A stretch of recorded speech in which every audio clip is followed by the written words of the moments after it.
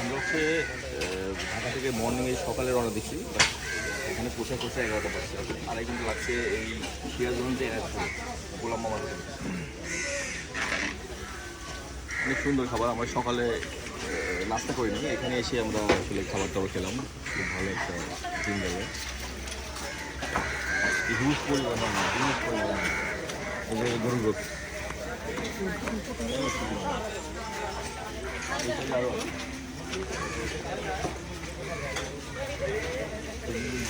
গুলাম মামাকে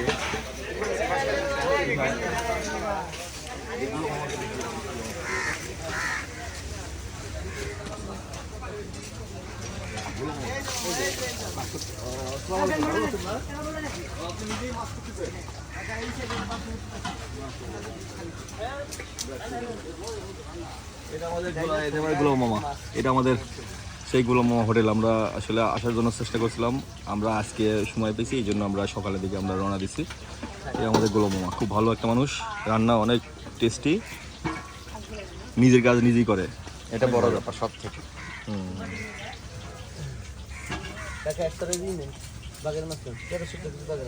এটা কি মাছ? এটা খাবো। আর মাছ না, এটা কি দুপুরে রান্না? এই তো রান্না শুরু করে দিলাম। পারবো তো, পাবো তো আমরা নাকি? হ্যাঁ পাবো। ঠিক আছে, আমাকে সিরিয়ালটা দিয়ে রাখেন, অর্ডারটা। এটা বিশাল মাছ।